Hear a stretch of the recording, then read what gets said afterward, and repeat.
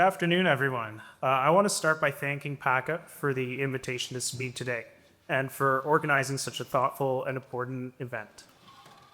The title of my talk, The Invisibility of Concussion, a Playbook for Navigating Tensions in Policy and Practice, reflects an ongoing challenge in this space.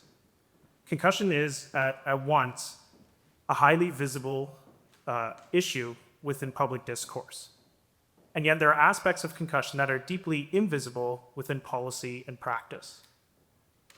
We've never had more awareness, education, and policy attention, and yet the realities of managing concussion and concussion-related risks remain very messy, complex. So today, my goal is to unpack some of those tensions, to explore how visibility and invisibility operate across the sports system, and to share what we've learned from working directly with athletes, parents, coaches, referees, and others across the sport community here at Canada.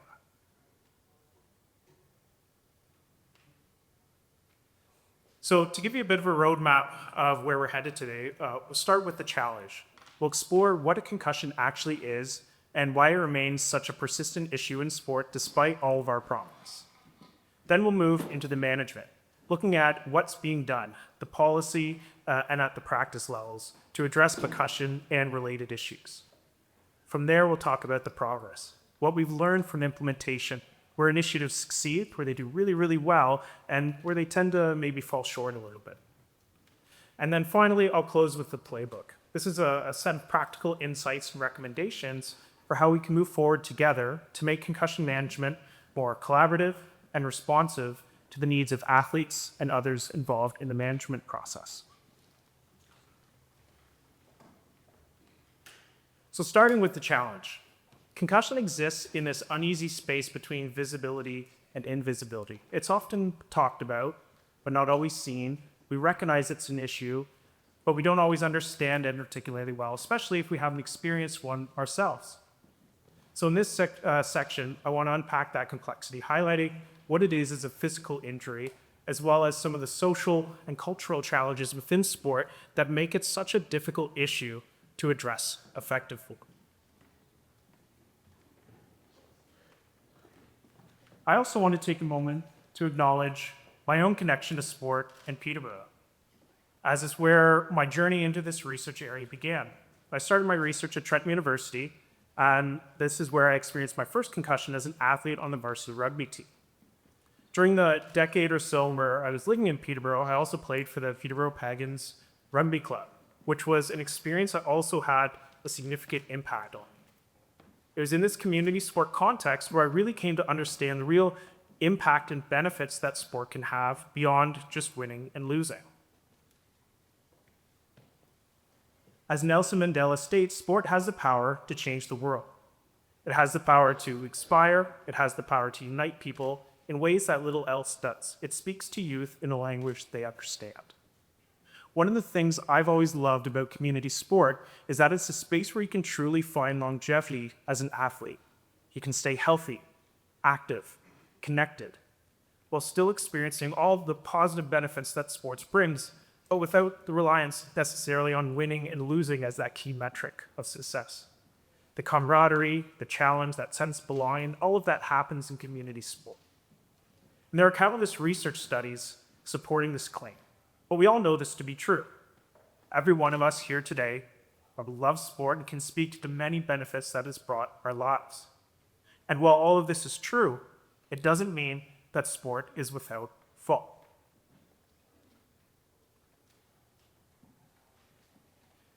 Jay Coakley, a sports sociologist, writes about the great sport myth. This includes the belief that sport participation inherently leads to personal development and social capital benefits. The idea that sport is inherently pure and good, and this is passed on to those who participate in it. As a result, then, sport is presented as a tool for solving problems and contributing to individual and collective development. Among youth, sports often associated with positive psychosocial development, how to be a good teammate, how to set and achieve our goals.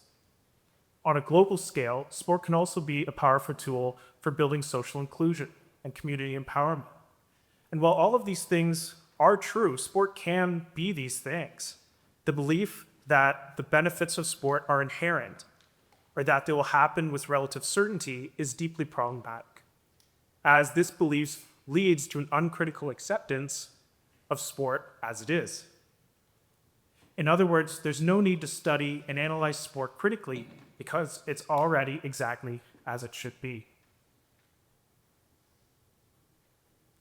And so, to summarize, while sport has the power to change the world, the belief that there's no need for sport to ever change is problematic. And yet this belief is deeply embedded within the very fabric or the culture of sport. And it's this very assumption at issue that Coakley draws our attention to. Now, bring this back in the context of concussion injury, I want to quickly share a little bit about my own experience. I have experienced 3 concussions, all from rugby participation, and all of them have had pretty minimal lingering symptoms. I recovered relatively well, I would say. However, this was a stark contrast to some of my peers who also sustained concussion injuries, who experienced long-term debilitating symptoms. And in one instance, it even resulted in them having to drop out of university altogether just to manage it.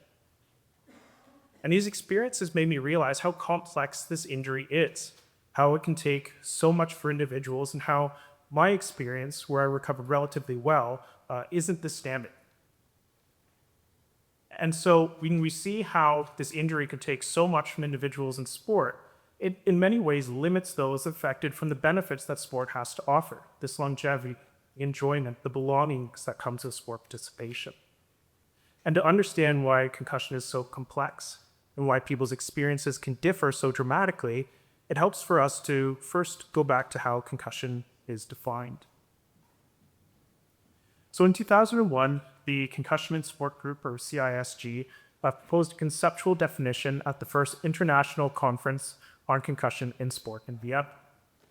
And ongoing advancements in our understanding of concussion pathophysiology continue to drive revisions to the CISG definition. So it's important to keep in mind, while this is a definition, it's really just a moment in time definition, a snapshot of our current understanding. But that said, there are some core features of the definition that have remained fairly consistent over the years, starting with positioning the injury as a form of traumatic brain injury being one, and highlighting that the injury itself is induced by biomechanical forces. And from this, there are several features that are used to clinically define the nature of a concussion injury. First being the mechanism. Concussions are induced by biomechanical forces, usually resulting from a direct blow to the head, or the face, or the neck. However, this can also occur elsewhere on the body, as long as there's an impulsive force transmitted to the head. So it's not just the big hit that matters. It can be a whiplash-type movement, a collision, or even a fall. And that's one of the reasons that concussion can be so difficult to spot. The mechanism isn't always obvious. It sometimes lacks visibility.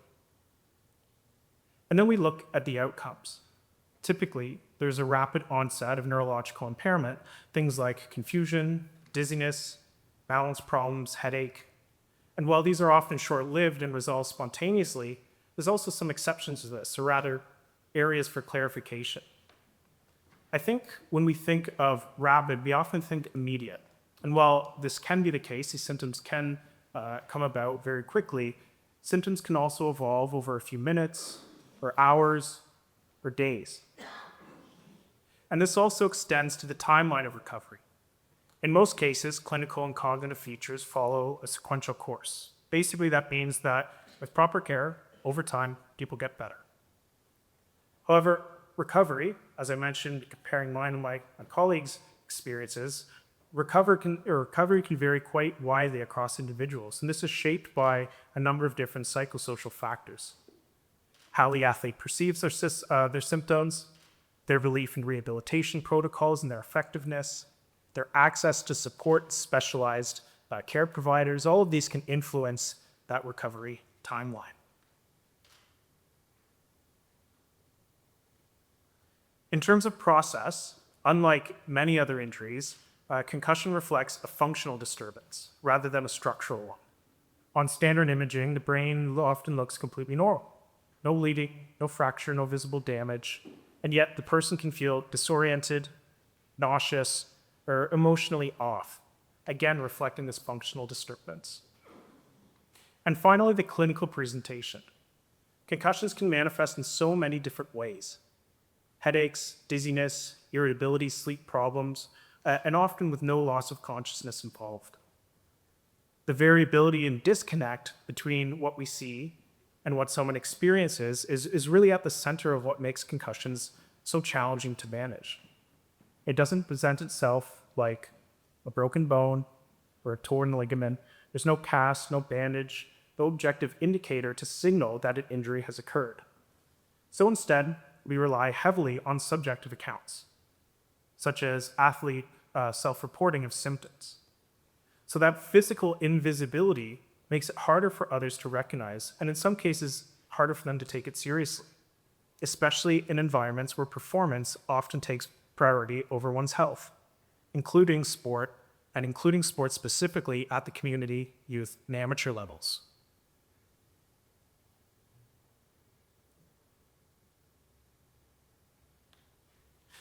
And we can really see how this idea, the physical invisibility of concussion, circulates across many different forms of media. It shows up in blogs and personal stories, in books and editorials, even on the websites of hospitals, regional health units, and webinars featuring researchers and clinicians. Across all these spaces, the same narrative emerges. Concussion is something that's hard to see, hard to prove, and in many ways hard to fully understand, which reinforces its invisibility as a lived experience. And although we like to latch on to this idea that concussion is this physically invisible thing, at the same time, it's also become highly visible in our collective consciousness, perhaps more so than any sport injury in the past. We see this social visibility play out most powerfully through the news media, where concussions and concussion experiences have become this recurring headline. We see blogs and news stories, how concussion has become this emotionally charged sort of public narrative, one that cuts across professional and amateur and youth sport contexts. We've seen cases like Anthony Stolarz in the NHL, Tua Tagovailoa in the NFL dominate the news cycle. Their injuries replayed, analyzed, debated in real time. We also see stories that remind us that concussion isn't just a professional athlete's issue, it's a community issue. There are countless reports of concussions in youth and amateur athletes, tragic cases like that of Jeanette Zacharias Zapata, and right here in Ontario, Rowan Stringer's story.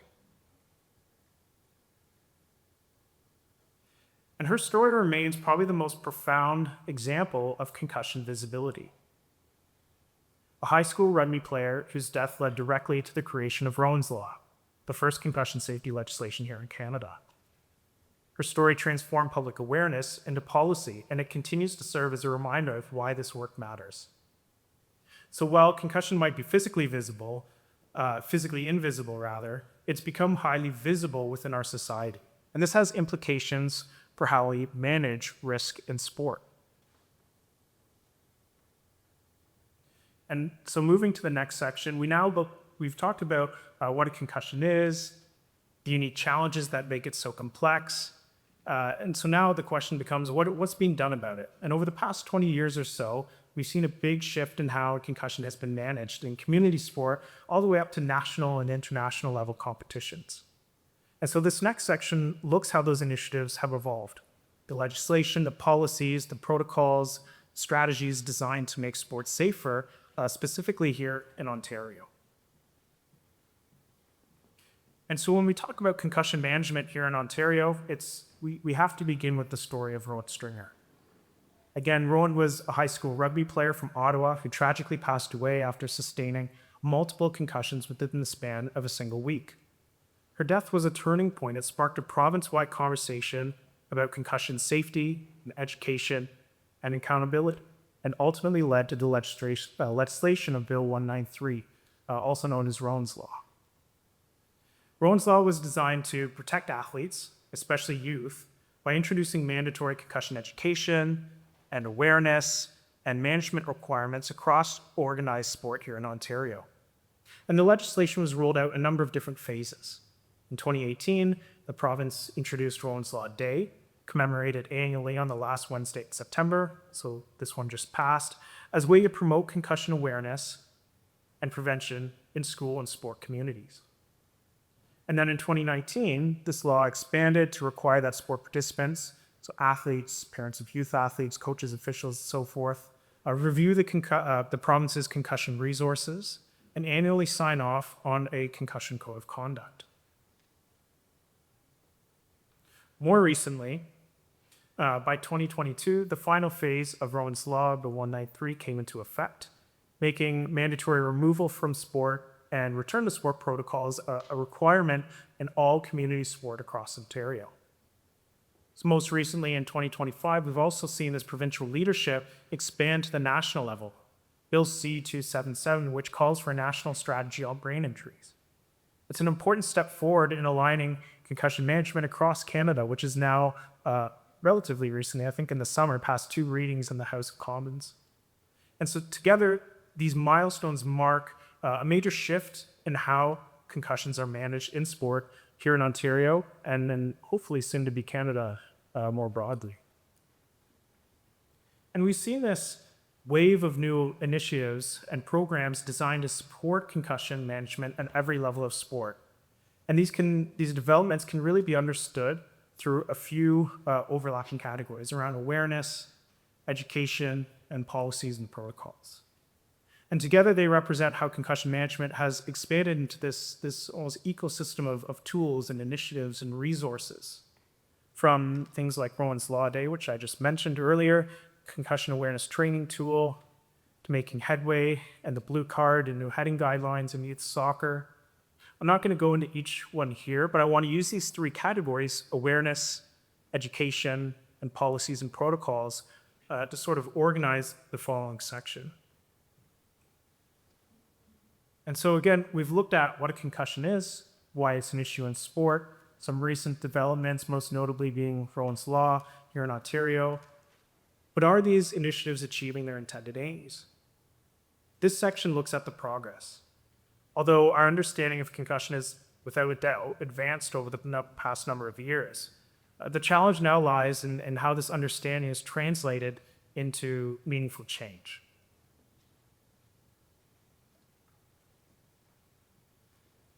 And over the past decade, we've seen a dramatic shift in how concussion is understood and discussed both within and beyond sport.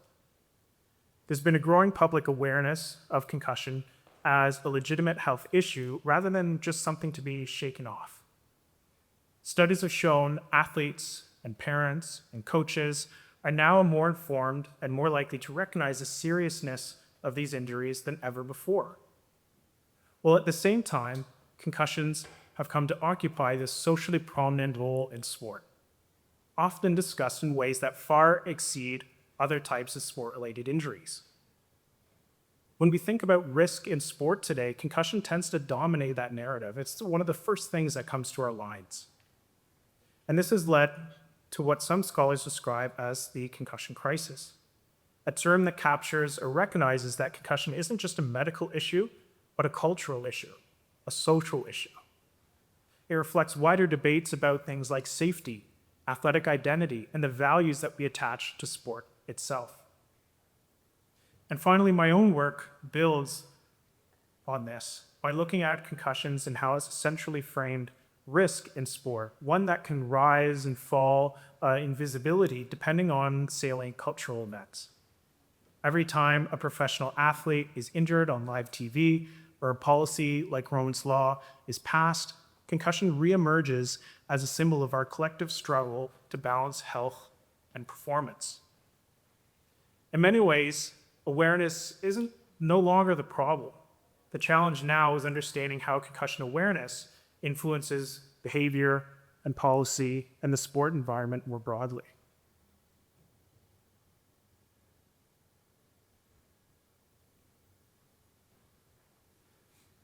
And this slide illustrates one of the key concepts from some of my recent research.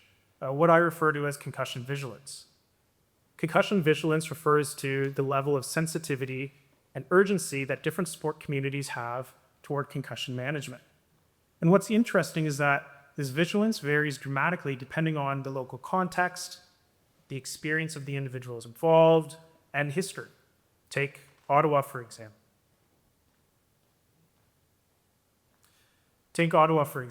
This is where Rowan Stringer's concussions occurred, and because of that, the injury holds a deeply emotional and visible place within the local sport communities. Rowan's death was a critical turning point. It shaped provincial legislation and also created what the participants in my research describe as a massive driver for change. There's a shared sense of responsibility that keeps the issue alive within discourse and practices of local sport participants. Now contrast that with somewhere like Edmonton, for example. By the way, I picked this randomly. This isn't a dig on Edmonton by any means. Here, concussion is still recognized, of course. There's awareness and understanding, but without local tragedy or a defining moment, those salient cultural events, the same level of urgency is not always there. Participants in my research, Canadian sport administrators, describe how gatekeepers to change within these spaces might say, we don't see those issues here, so there's no need to change. And that's really the essence of concussion vigilance. It's about how local experiences influence the degree to which communities are active and committed to addressing concussion risk. In places marked by tragedy, vigilance is high. In others, of course, awareness certainly exists in these other spaces, but the momentum for systemic change can be a lot slower to build. Now, while concussion awareness has certainly improved, it's important to recognize that greater awareness doesn't always translate into better outcomes. And what my research found is that athletes, coaches, and medical staff, as they become more familiar with concussion protocols, new challenges start to emerge, particularly around dismissive attitudes and behavioral resistance to management efforts. In this first quote, an athlete describes how the management process, things like clearance forms and checklists and return to play procedures, can start to feel like a little bit of a bureaucratic exercise, rather than a meaningful part of recovery. When concussion management becomes overly regimented, athletes they express how this can be seen more as a chore rather than a safeguard. And this can start to erode buy-in. On the other hand, we also see strategic resistance, as highlighted in the second quote. Here, a medical support staff member, and an athletic therapist specifically, noted that increased education sometimes makes athletes more sophisticated in how they manage disclosure. They understand the consequences of reporting, such as missing competition, and so they make this tactical decision about what they would like to reveal. So paradoxically, as concussion becomes more visible, it also becomes more negotiated. As individuals navigate new information, new rules, new repercussions for their decisions. And these patterns of dismissiveness and behavioral resistance remind us again that concussion management isn't just a medical issue. It's also a social process, and management efforts need to acknowledge this. Now, even with all the progress that's been made in concussion education and policy, and my previous semi-critique of awareness, it's important to remember that awareness still matters, not just for prevention and management, but from an ethical standpoint. When we look at the League of Denial, the investigation into the NFL's handling of concussion research, it really exposed what can happen when organizations fail to inform athletes about the risks associated with sport participation. This lack of transparency isn't just a health issue, it's a moral one. When athletes don't have the information they need to make informed choices, their consent to play is compromised. As Pollock reminds us, if we don't know the risk, we don't need to act. And that's a powerful statement because awareness then becomes the first step toward accountability. Without it, there's no obligation to change sport. And finally, we've seen that awareness can also drive grassroots and political change. Movements like Roman's Law emerged precisely because people recognized that inaction was no longer acceptable.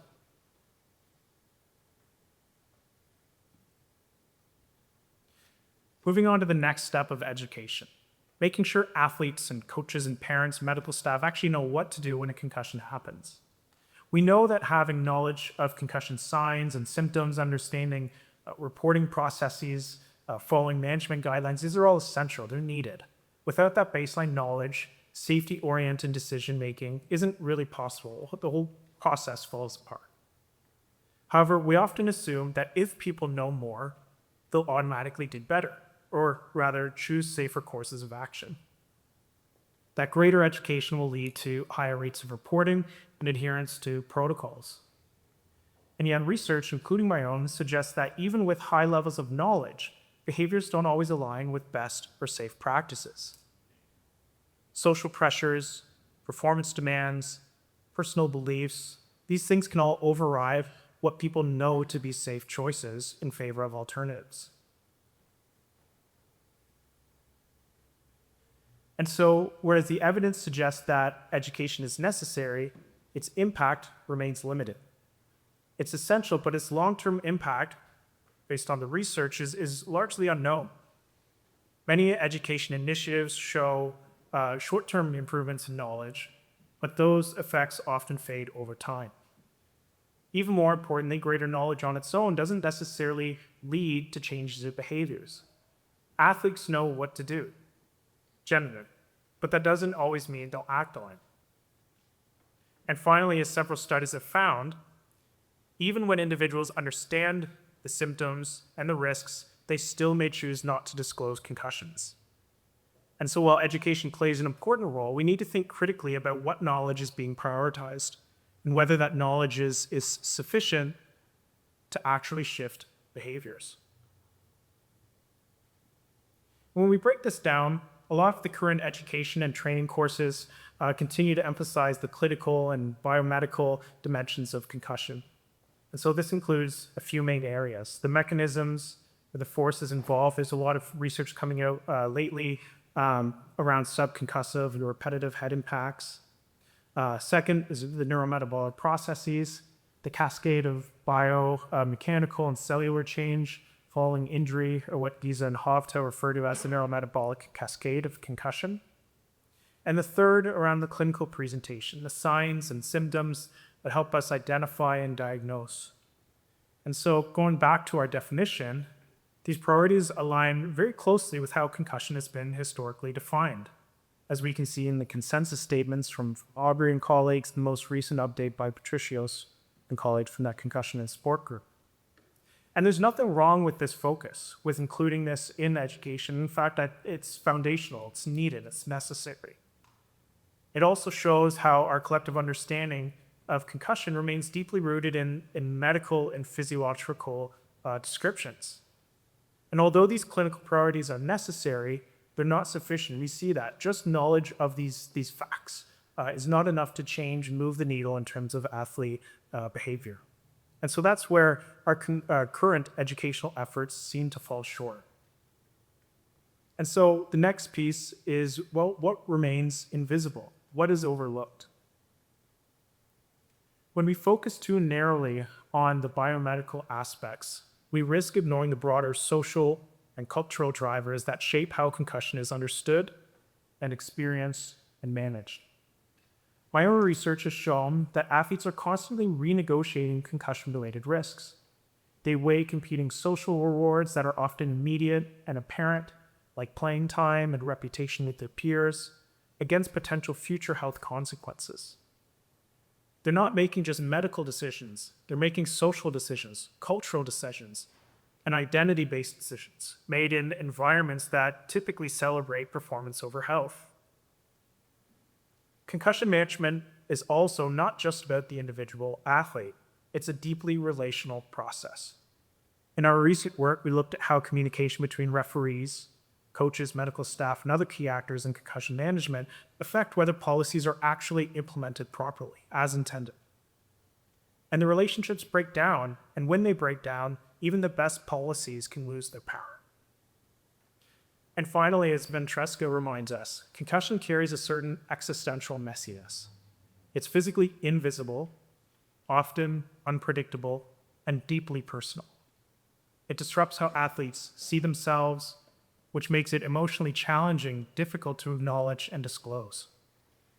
And so while concussion policy and education have undergone significant changes over the last number of years, they still tend to miss this critical human element. The lived realities, the relationships, the cultural meanings that make concussion management so complex. And now turning to the last piece around policies and protocols, specifically here, those aimed at prevention. That is, stopping concussions from happening in the first place. Across sports systems, prevention policies have focused on a few main areas. The first being equipment use. Helmets, headgear, mouth guards, these are often seen as the simplest line of defense. But the evidence remains inconclusive. While these tools can reduce certain types of injuries, they don't necessarily prevent concussions themselves. Although some recent developments, if you watch the Rugby Women's World Cup, you'll have seen some changes in mouth guards to support management of concussions. Next, we see rule changes, particularly efforts to limit or delay contact and body checking in youth sport. And these have generally been supported in the literature, showing reductions in concussion incidents, especially in younger age groups where skill development and body awareness are still emerging. And finally, we're seeing more emphasis on training-based interventions, particularly neuromuscular training that improves things like neck strength and balance and movement control. And this approach also shows some promising findings, helping athletes to better anticipate contact and potentially mitigate injury risk.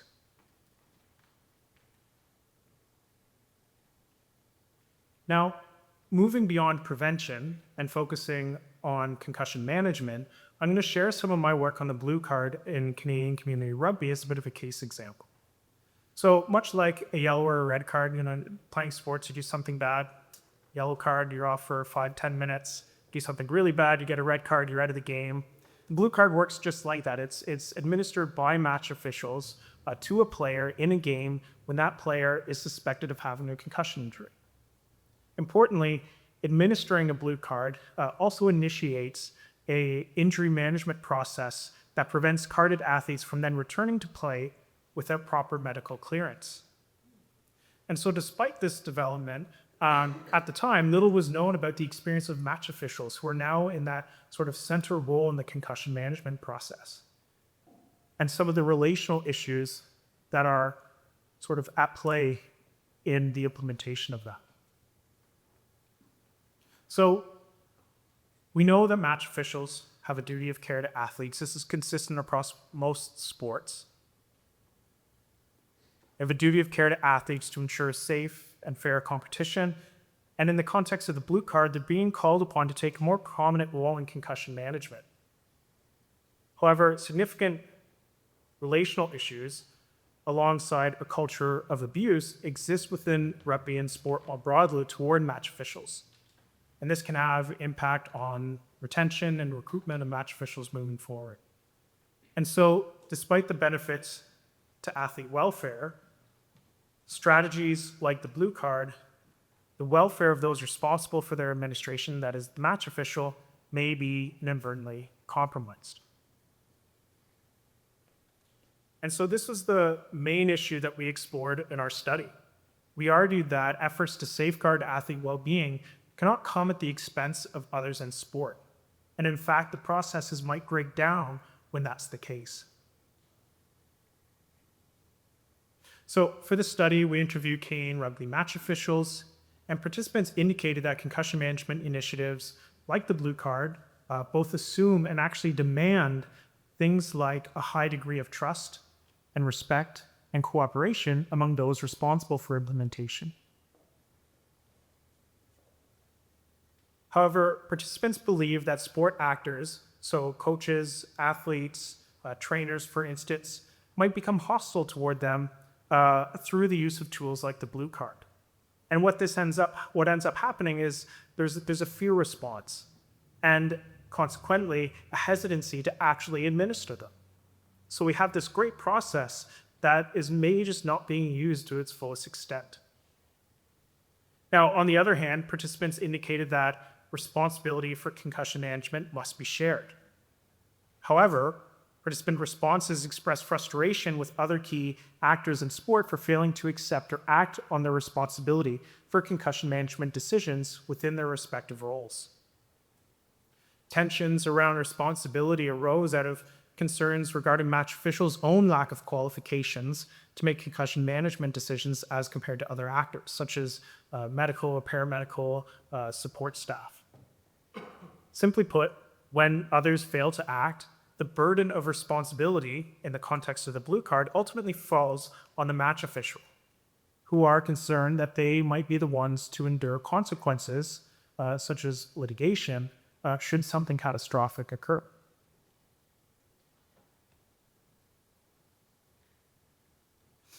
Match officials' accounts also challenge inherent assumptions of shared understanding among coaches and players that underpin concussion management.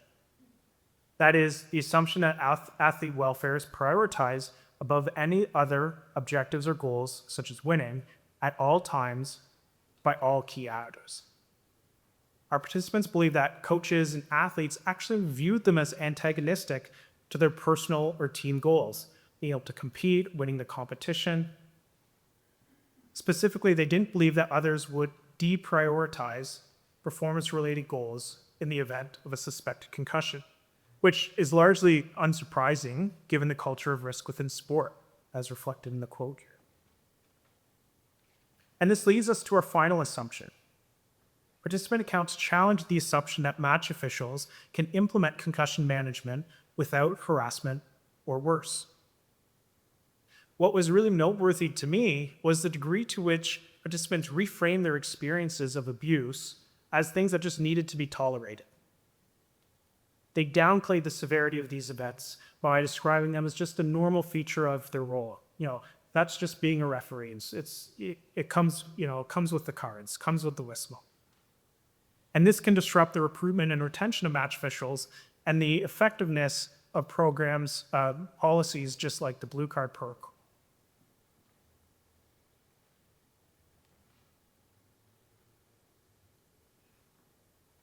And so now shifting gears a little bit and focusing on the playbook. In other words, where do we go from here? Keeping all of these things in mind, what's the next steps? How do we move forward toward meaningful change that addresses some of these issues with concussion injury to support safe and sustainable sport participation?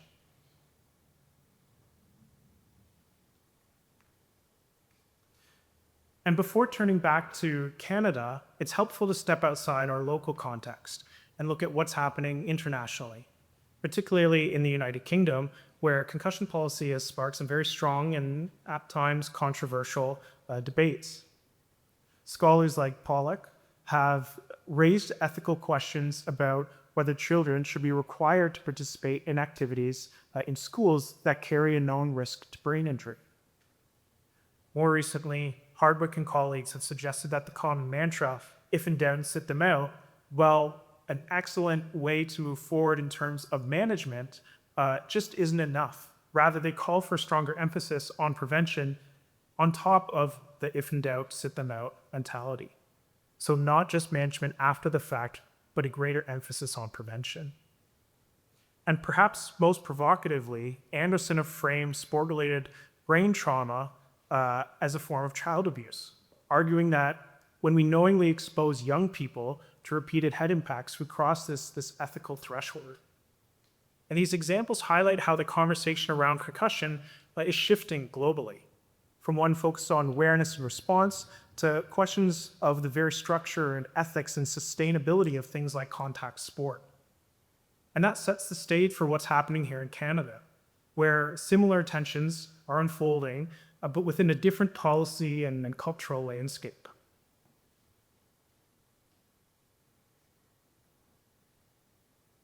So, not long after Rowan's Law was introduced here in Ontario, the Nova Scotia School Athletic Federation made the decision to cancel all high school rugby competitions due to concerns about concussion and player safety. The reaction to this was immediate and intense. Sport and school administrators questioned the strength of the evidence behind the decision, and the public broadly opposed it. Within weeks, actually, I don't even know if it might have been days after this widespread backlash, the decision was reversed. But what this revealed was really important. Canadians aren't rejecting concussion awareness or safety.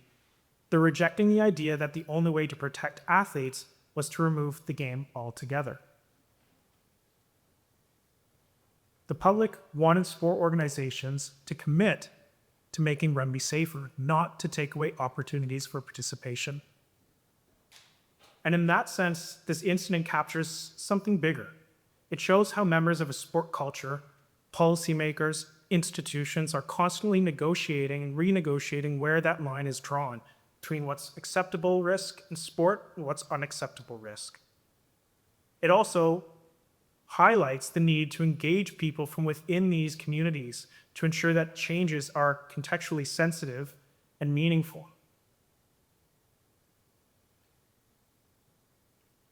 So here in Ontario, that's what we did. Following up on our research on concussion management and the blue card, we wanted to know what members of the Canadian rugby community thought were the best strategies for improving these processes. So we recruited athletes and parents, coaches, referees, administrators, medical support staff, basically anyone involved in concussion management at any level of the process, either directly or indirectly. And the participants generated 20 recommendations, and we then had participants rank each recommendation based on priority, that is how urgent or important they felt it was to act on that recommendation, on impact, how much positive change you thought the recommendation would result in if it was implemented, and feasibility, how realistic or doable it is to carry out the suggestion, recommendation, given current resources and constraints. And so we plotted their responses on this figure on the right. And I want to highlight a few of their responses here. Oops.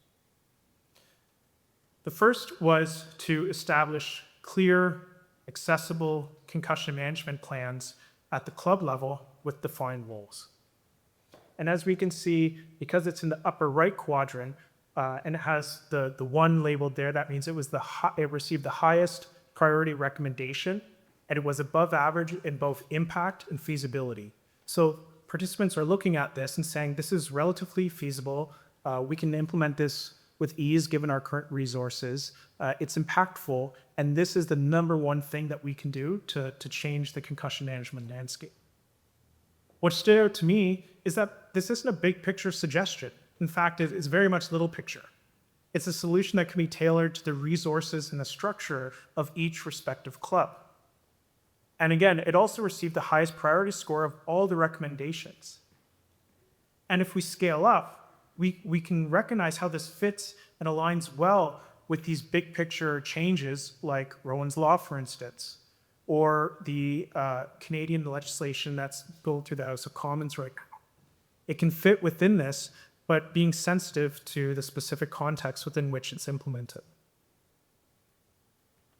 Now, for the sake of time, I'm actually going to skip to the fifth recommendation. I also think it's a little bit more interesting.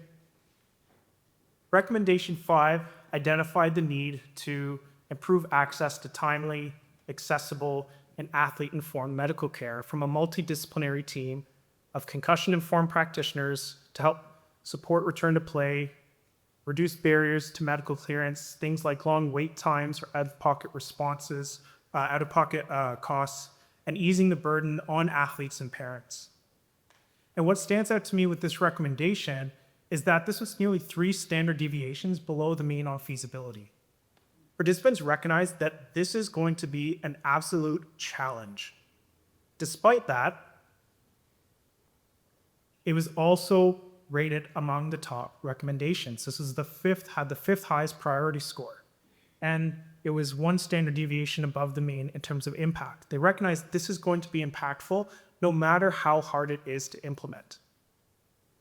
And this is a constant theme across the top recommendations. Participants recognize that changing these things is going to be incredibly challenging.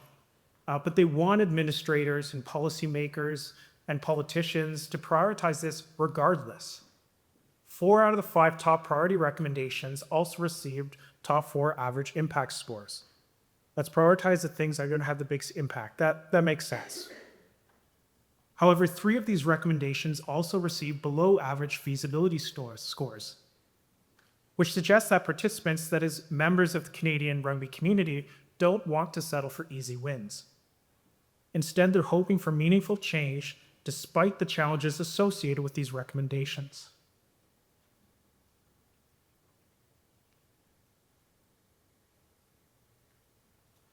And so I want to leave you with a few strategies for what each of us can do moving forward. The first, think big and think small. Meaningful change in concussion management happens at both levels.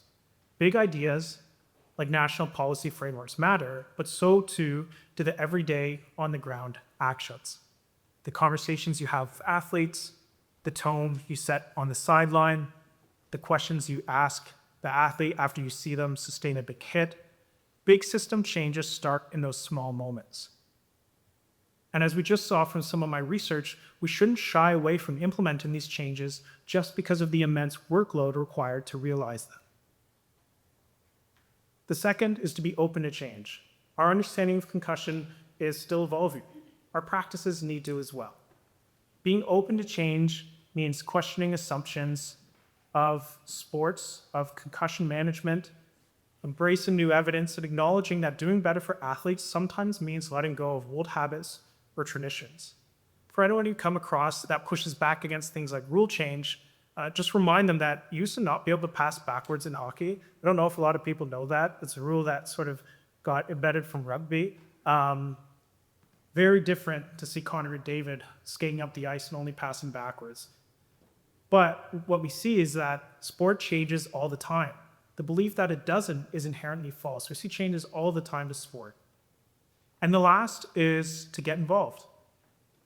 Whether that means getting involved politically to encourage policy changes, reaching out to administrators or your local representatives, or engaging in research or advocacy, simply put, your voice matters.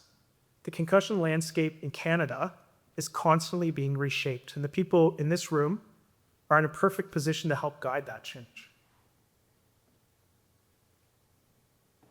Now, in conclusion with this talk, I want to shine a light on some of the areas that are overlooked or invisible within concussion research and policy and practice. I thought that would be a fitting theme for a talk here in Peterborough, the Electric City.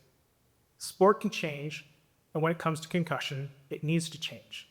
We do not need to uncritically accept sport for what it is.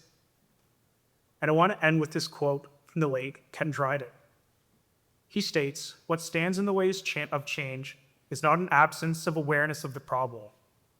There's plenty of awareness, but of a decision maker willing to take immediate steps that turn the awareness into action, making decisions, doing what needs to be done." And while Ken Dryden's quote rightly places the responsibility on key decision makers in sport, the administrators, the policymakers, again, every person in this room plays a role. Change is driven by groups of people who are deeply passionate and concerned for the longevity of sport and those who play it. So let's work together to make sport safer for all. Now, I'd just like to express my gratitude one more time to PACA for inviting me and the incredible work that you're doing in Peterborough and across the region. Thank you to everyone who took time out of their day to be here. I hope this talk has encouraged you to keep this conversation moving forward, especially into our panel discussions. And I'd like to thank the institutions and organizations, many listed up here on the screen, that helped bring my research interests to life, as well as my colleagues and collaborators and mentors who continue to support my work each and every day. Thank you.